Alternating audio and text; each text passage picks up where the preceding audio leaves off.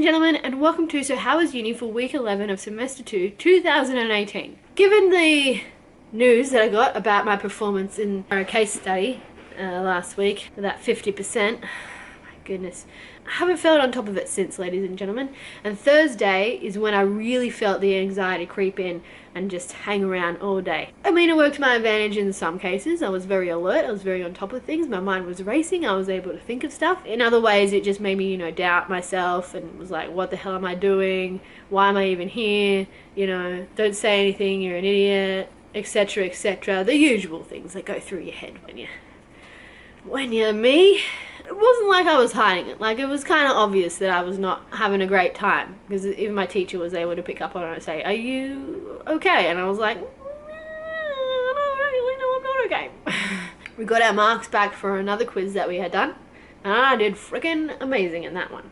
I got a distinction, ladies and gentlemen, and I was one of the people who got one of the top marks in the class. So it wasn't the highest mark. There was one person who topped the class, and then there were 6 of us underneath that person who got 1 mark below. So we're at the top of the class for that. And I was happy with that. I haven't actually had a chance to go back and look at my feedback and see which questions I got wrong. I know one for certain. Depending on what questions I actually stuffed up, it's going to make me feel better or worse.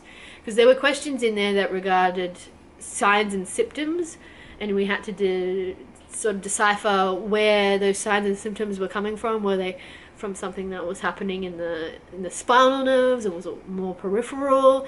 If I got those questions wrong, well then I'm really kind of sort of doubting my skills as a physiotherapist at this point in time, because those are the sorts of things that you need to sort of understand and be able to interpret in order to be able to give an effective treatment to an individual patient. That brought my confidence back up. I was feeling a bit better, Another thing that happened this week is that we got our placement, so I know where I'm actually going for placement. I'm going to a hospital and I'll be working in the geriatrics unit, which is really cool because we'll get a mix of stuff.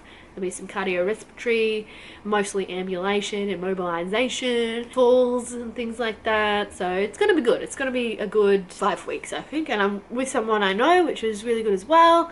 And we were talking to one of our tutors who actually works at the hospital we're going to, and she was saying that she knows who our supervisor is. She said she's a lovely person who provides you with a lot of support and a lot of feedback. So we're in good hands, basically, and that's put me at ease too, and has really motivated me to really pass these exams, because I want to do well, ladies and gentlemen. I want to do well, and when it comes to holiday time, I can be like, job well done.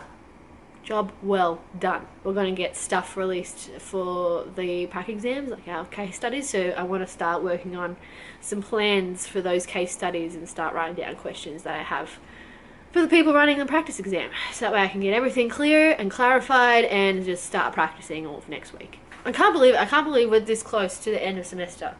It has been such a long 11 weeks, but at the same time it has been such a quick 11 weeks. And I really wish, I really wish we had a SHWU. Despite me knowing this whole entire time that we haven't had a SHWU, I don't feel like I have planned for it sufficiently. I am using all of the available time to practice my skills. At night time, I'm even trying to sleep and do my assignment at the same time in my head. It is not restful, ladies and gentlemen, I can tell you that much. It's also unintentional. When I go to bed, I want to go to bed, you know what I'm saying? I don't want to be working on uni work, but it's what's happening right now. It's very frustrating. So the sooner I get this assignment finished, the more I'll be able to sleep. But in, my transitions from my house to the station, on the train, from the train to uni, I'm running through those scenarios in my head. I'm saying what I'm going to say to the patient. I'm thinking about what equipment I'm going to be moving around the room. I'm thinking about what I need to keep an eye on the monitor. I'm making sure that the patient is safe, that they're covered in their draping or in their hospital gown. I'm running over those scenarios over and over and over, and that's about as much practice as I can do at the moment, and it's about as much practice as I'm going to be able to do. And I'm just hoping that it's enough practice. Definitely going to every single practice session that the teachers are holding. There was one that we had on Thursday morning at 8 o'clock in the morning, and I was like, heck yeah, I'm going to go. I'm going to go and I'm going to practice, and it's going to be great. I went over some SIJ stuff, and I went over some lumbar spine stuff, which meant that at the end of the day, when we had a bit of spare time in class, I could move on to my cervical spine stuff. And because I did that, it means that today I could work on my thoracic spine stuff. So am I on top of it? Maybe. There's one more thing I want to mention, and it's the fact that even though I am doing well and I know things, I feel like I don't know things at the same time. Maybe that's because it's a lack of experience and a lack of actual clinical application, or me just being paranoid and worrying about not knowing enough. I don't know. But that's how I feel. I feel like my head's empty most of the time. It's not though. I know I have the knowledge to draw from.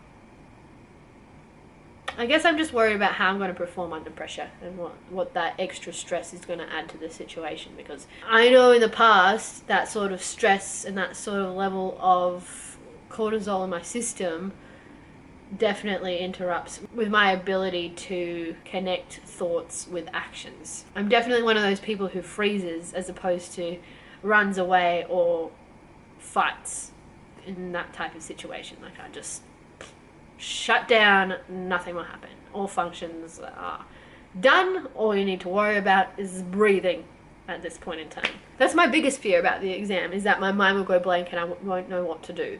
Specifically for the outpatient exam, because the other two exams I can come up with a plan and sort of just go default to the script if that's something that happens. But with the outpatient one, you know, it's the same as core practice last semester. You walk in, you get the case study, you have time to read it, you have to figure out what you want to do with the patient based on the information you've got, do it, and it's all on the spot. So, I don't know, freaking out a little bit, but it's okay. It's okay, we'll be alright. Whatever happens, happens. And I can only do so much, you know? I can only study so much. I can beat myself up if I don't do anything about it. But at the moment I am doing stuff about it to make sure that I will actually be able to pass, so. Good. That is everything that I wanted to talk about today. I hope you enjoyed this video. Thank you so much for watching. If you want to see more videos from me, I make these videos every Friday to update you on how my life at university is going. So if that sounds something you're interested in, make sure to click that subscribe button, and I will see you next time with another video. Peace out.